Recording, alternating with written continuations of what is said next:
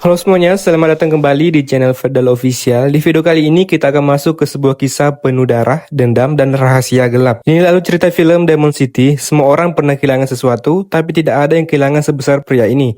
Dalam satu malam, keluarganya dihabisi, hidupnya dirampas, namanya dipadamkan. 12 tahun kemudian, dia kembali bukan sebagai manusia biasa, tapi sebagai mimpi buruk bagi semua orang yang pernah menyentuh hidupnya.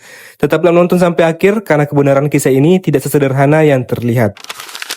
Dalam sejarah kuno Jepang, ada sebuah kota yang setiap 50 tahun sekali akan didatangi oleh iblis. Iblis itu merasuki satu orang untuk melakukan pembantaian besar-besaran dan menciptakan teror mengerikan yang membuat seluruh warga kota menjadi ketakutan. Hanya segelintir orang yang mengetahui sejarah kelam ini, dan hanya mereka yang benar-benar bernyali yang mungkin berani mencoba menghentikannya. Kisah pun berlatar di kota kecil Jepang yang bernama Shijo. Cerita dimulai di kediaman seorang bos Yakuza yang baru saja menerima kabar tidak menyenangkan. Salah satu mitra bisnis mereka lebih memilih memakai jasa orang lain sebagai pengaman. Alih-alih langsung marah kepada mitra tersebut, si bos justru melampiaskan kekesalannya kepada anak buahnya dan memanggil mereka maju ke depan.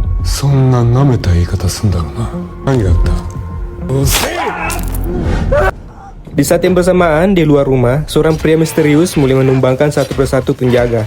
Darah berceceran dari atas jendela membuat semua orang sadar bahwa ada ancaman besar sedang mendekat. Sang bos pun langsung diamankan dan dibawa keluar. Dan ya, inilah dia Sakata, seorang pembunuh bayar legendaris yang dijuluki iblis kota Shijo.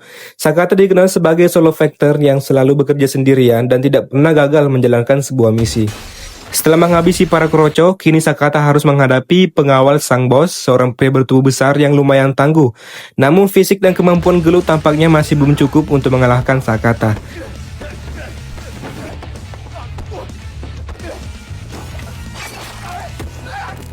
Dengan satu tebasan golok, Sakata memutuskan tangan pengawal itu sebelum akhirnya naik ke kamar sang bos.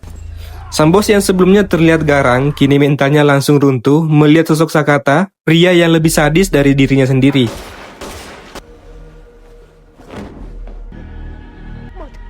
Dengan golok tajam buatan Agar Black, Sakata menebas leher sang bos hingga tewas. Tak lama setelah itu muncul seorang bernama Fujita, sahabat Sakata sekaligus agen yang selama ini memberinya pekerjaan. Ternyata, misi barusan adalah misi terakhir Sakata sebelum pensiun, karena ia kini sudah memiliki keluarga kecil dan ingin fokus pada kehidupan barunya. Setibanya di rumah, Sakata langsung disambut oleh putri kecilnya yang sangat lucu, disusul oleh sang istri yang juga memeluknya erat. Semuanya terasa begitu normal, hangat, dan inilah kehidupan yang sudah lama Sakata idam-idamkan. Jauh dari pertumpahan darah, jauh dari kekejaman dunia lamanya.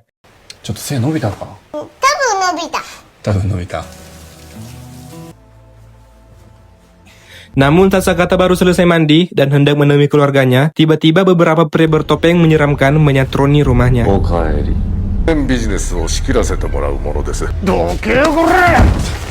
Sakata sempat melakukan perlawanan, tetapi ia benar-benar tak berdaya ketika keluarganya ikut terlibat. Pemimpin kelompok itu yang dipanggil Master dan memakai topeng iblis bertanduk. Mengucapkan rasa terima kasih kepada Sakata, mereka menyambut bahwa Sakata telah membantai semua kelompok Yakuza di kota ini. Semua ancaman sudah lenyap, semua ormas sudah punah, dan karena itu, menurut mereka kota Shijo akhirnya aman. Namun masih ada satu ancaman yang tersisa, Sakata itu sendiri. Karena itu, kedatangan mereka malam ini adalah untuk menghabisi nyawa Sakata demi terciptanya kedamaian versi mereka.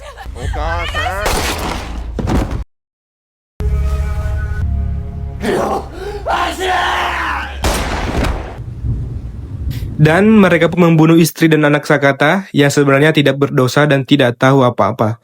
Namun karena sudah terlanjur menjadi saksi mata, mereka dibungkam secara kejam. Sakata yang kini kehilangan segalanya bersumpah dalam hati, suatu hari nanti ia akan kembali dan membantu mereka semua satu persatu. Tetapi untuk saat ini Sakata benar-benar tidak berdaya, ia pun ditembak tepat di kepala.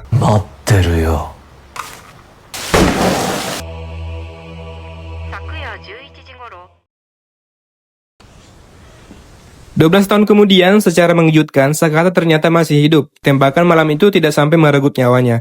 Meski meninggalkan dampak fatal, peluru tersebut menyerempet saraf penting di otaknya, membuat Sakata mengalami kelumpuhan seumur hidup.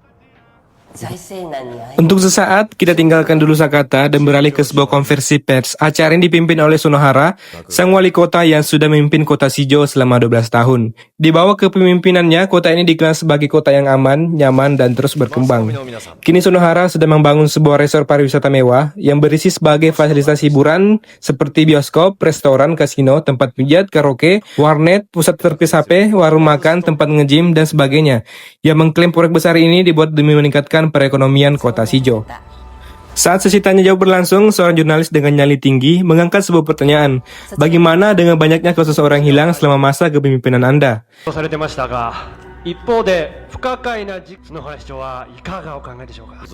Sunohara tampaknya panik dan bingung menjawab, merasa terpojok. Ia malah balik ngegas dengan berkata, mana buktinya?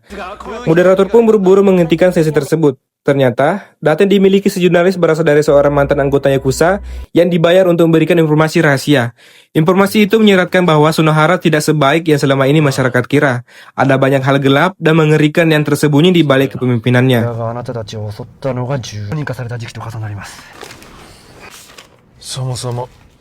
Jurnalis itu semakin tak sabar mengungkap semua ke publik, namun tiba-tiba muncul seorang pria bertopeng iblis berwarna merah, memecahkan kaca mobil lalu mengejarnya. Sampai akhirnya, jurnalis itu tewas. Tidak berhenti sampai di situ, muncul pria lain memakai topeng kakek tua yang meminta sang mantan anggota Yakuza untuk berlutut dan memasukkan pistol ke dalam mulutnya. Dan ya, riwayatnya pun tamat. Satu-satunya orang yang tahu kebusukan sang wali kota telah lenyap. Kembali ke Sakata sedang dijajaki jalan-jalan malam oleh pengasuhnya ketika tiba-tiba seorang pria muncul dan menikamnya dari belakang. Ternyata pria itu adalah pengawal berbadan besar yang tangannya sempat dibuntungi Sakata di adegan awal film. Namun setelah melihat kondisi Sakata yang kini lumpuh dan tidak bisa mengingat apa-apa, dendamnya kini hilang. Ia pun memilih pergi dan biarkan Sakata tergeletak begitu saja. Sakata langsung dilarikan ke rumah sakit dan dijaga oleh 2 orang polisi untuk mencegah kemungkinan terjadinya penyerangan lagi. Tak lama, seorang kapten polisi yang cukup tersohor di kota Shijo datang menghampiri yang memberikan selembar uang kepada 2 polisi penjaga, menyuruh mereka ngopi di luar agar ia bisa masuk dengan luasa dan melihat Sakata dari jarak dekat. Setelah memastikan kondisi pasien, kapten itu menatap Sakata dengan saksama, dan Anda mungkin akan terkejut karena kapten polisi ini ternyata adalah salah satu pria bertopeng yang menyatroni rumah Sakata 12 tahun yang lalu. Dialah orang yang memakai topi kakek tua, pelaku pembunuhan terhadap mantan anggota Yakuza di adegan sebelumnya. Di saat melihat wajah orang yang membunuh sang istri dan anaknya, Sakata tiba-tiba menunjukkan reaksi, matanya bergerak, jarinya juga.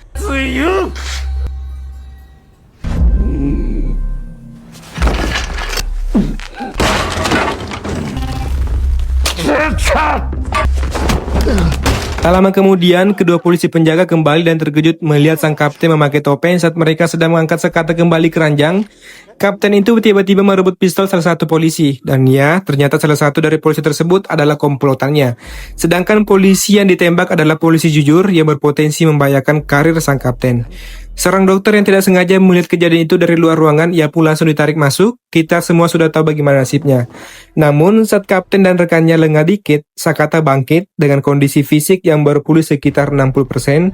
Sakata menunjukkan apa yang bisa ia lakukan dengan kekuatan sebesar itu.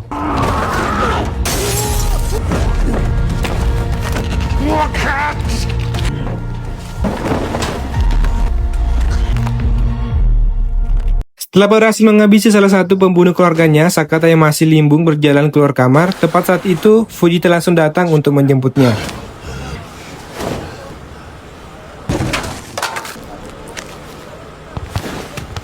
Kita beralih ke pabrik narkoba milik sang master. Di tempat lain, kita diperlihatkan sebuah pabrik narkoba yang dikelola oleh anak buah sang master.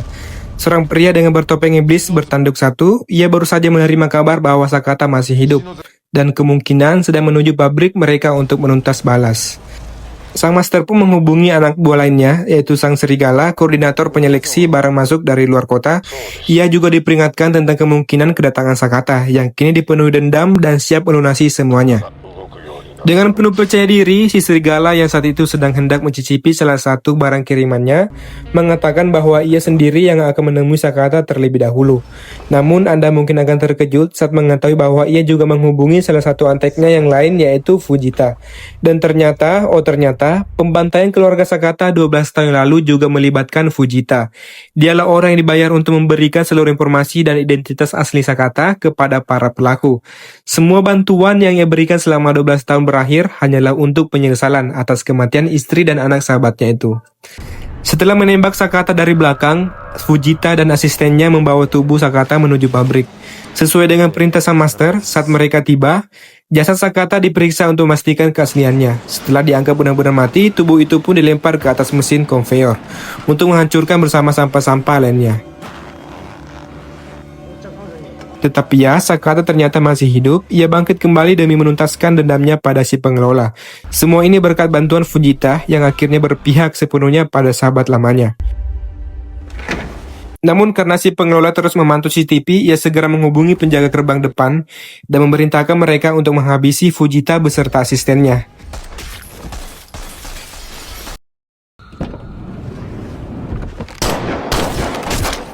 Setelah memastikan Fujita masih hidup, cerita kembali berfokus pada Sakata yang kini membabi buta menghajar semua penjaga di pabrik. Tanpa banyak omong kosong, tanpa basa-basi, inilah aksi Sakata yang benar-benar edan.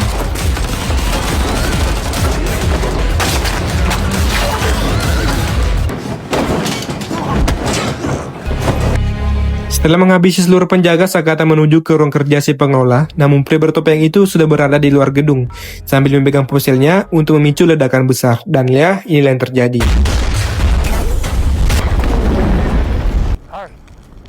Setelah Sakata dipastikan mati dalam ledakan tersebut, si pengelola langsung melaporkan kepada sang master, tetapi tak lama kemudian Sakata muncul dari balik asap berselimutkan kain tebal yang melindunginya dari api.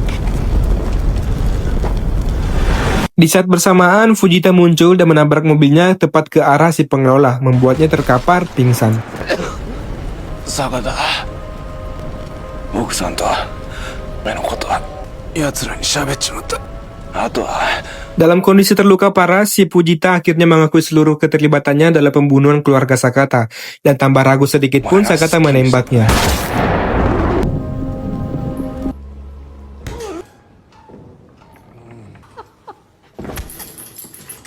Berlokasi di kapal tua, Sakata menginterogasi si pengelola tentang siapa saja anggota komplotan yang terlibat dalam tragedi keluarganya. Namun tiba-tiba, ponsel milik si pengelola berdering. Telepon itu ternyata berasal dari sang master. Mendengar Sakata mengancam dan membantai semua orang yang terlibat, sang master pun langsung mengancam balik dengan sebuah fakta yang membuat Sakata terdiam. Anak kandung Sakata ternyata masih hidup. Selama 12 tahun ini, anak itu dirawat dengan baik oleh si serigala yang berpura-pura menjadi ayah kandungnya. Namun, bukan hanya itu saja, Anda mungkin akan lebih terkejut lagi saat mengetahui wajah dan sosok asli sang master. Ternyata, ia adalah Sunohara, sang bapak wali kota terhormat, sosok yang selama ini dielulukan publik karena reputasinya yang baik, namun menyimpan rahasia mengerikan di balik pencitraan sempurnanya. Setelah menghabisi si pengelola yang dihajar sampai babak belur, cerita berpindah pada Ryo, putri kandung Sakata. Dulu kecil, kini sudah tumbuh menjadi remaja. Si serigala yang berpura-pura menjadi ayahnya selalu menunjukkan perhatian palsu, seolah merawat dengan penuh hati. Namun kenyataannya ia punya niat jahat yang ia simpan rapat-rapat, menunggu Ryo cukup besar untuk ditahan rasa nyeri. Ryo sendiri memiliki hobi memanah dan bahkan sudah menjuarai berbagai kontes memanah tingkat kabupaten. Sementara itu, Sakata mendatangi seorang kawan lama, seorang informan untuk mencari tahu di mana alamat si serigala berada. Tanpa membuang waktu, ia langsung menuju ke kediaman serigala, menemukan banyak foto masa kecil Ryo hingga remaja.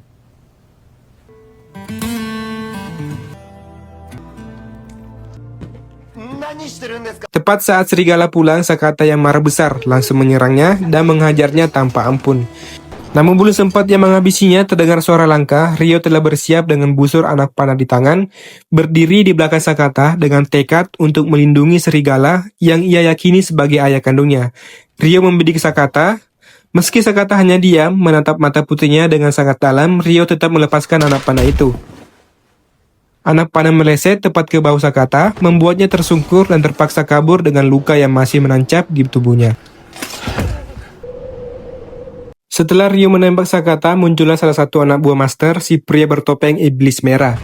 Ia langsung membawa Ryo pergi untuk dijadikan sandera. Sementara itu Sakata mendapatkan telepon dari sang master yang mengundangnya ke resor mewah yang baru dibangun. Di sanalah katanya semua persoalan ini akan diselesaikan.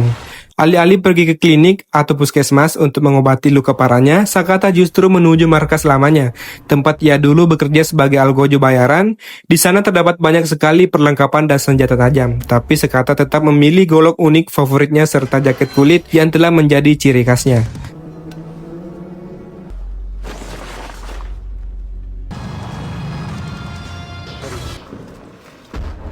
Setibanya di lokasi, ia berhasil mengelabui para penjaga luar menggunakan mobil kosong, sementara dirinya masuk lewat jalur lain. Tanpa buang waktu, Sakata langsung menghabisi mereka semua.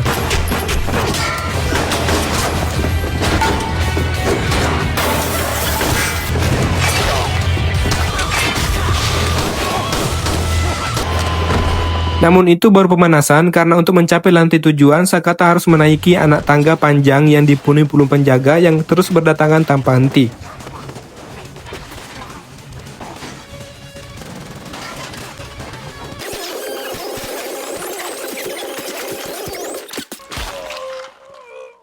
Setelah menamatkan semua penjaga di tangga, Sakata masuk ke sebuah ruangan dan ternyata disinilah si serigala sudah menunggunya. Dia diperintahkan langsung oleh sang master untuk menghadang Sakata. Pertarungan pun berlangsung singkat, serigala lebih jago bacot daripada bertarung, minim skill, banyak gaya. Setelah selesai mengajar serigala, Sakata yang sudah kelelahan masuk ke lift menuju lantai paling atas. Namun sebelum sempat tiba, ia kembali diserbu oleh gelombang penjaga lain. Dan setelah membantai lebih dari 100 orang sendirian, Sakata akhirnya memasuki ruangan tempat si Ryo ditahan. Di ruangan itu, Sakata mendapatkan dejavu, posisinya sama persis seperti 12 tahun lalu saat istri dan anaknya dibantai. Ryo kini berada dalam ancaman, pedang sudah siap di lehernya. Sang master alias Bapak Wali Kota Sunohara mulai menjelaskan tujuan mulianya. Ia mengaku ingin menjadikan kota Shinjo sebagai kota teladan, bersih dari preman, bebas miras oplosan, aman dari penyalahgunaan mobil dinas, dan berbagai masalah kriminal lainnya.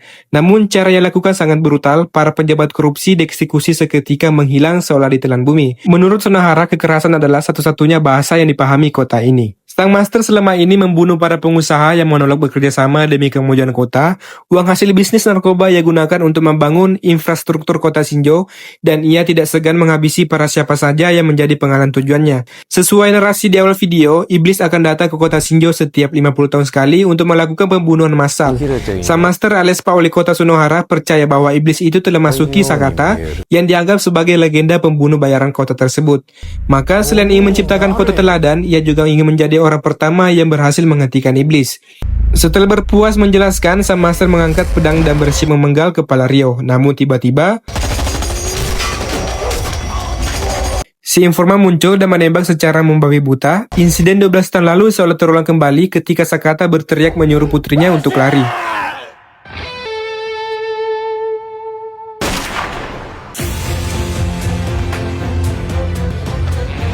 Dengan Ryo yang kini aman bersama sang informan, Sakata bisa fokus menghadapi si iblis merah.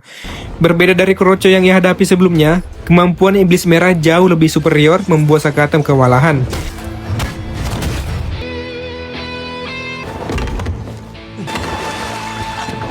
Saat posisinya benar-benar terjepit, Sakata terikat wajah mendiang istrinya. Seluruh amarah yang ia pendamkan selama 12 tahun tiba-tiba meledak. Dengan kekuatan terakhir, Sakata bangkit dan inilah yang terjadi.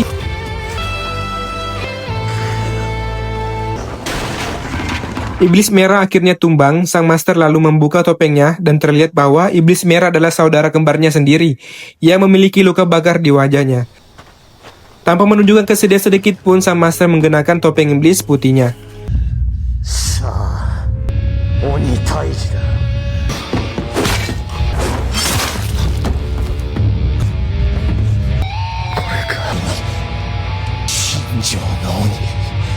Dalam duel yang sangat brutal, Sakata harus kehilangan tangan kirinya setelah ditebas dengan mudah. Meski babak belur dan kehilangan banyak darah, Sakata tetap bangkit dan terus menyerang.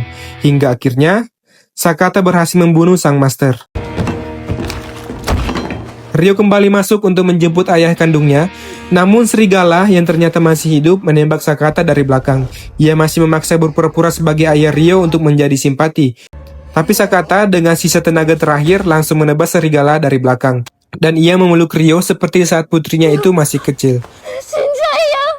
Tak lama kemudian, Sakata mengembuskan napas terakhirnya di pelukan Ryo. Aparat datang dan mengamankan lokasi. Terlihat sang master masih hidup dan tersenyum ketika digotong.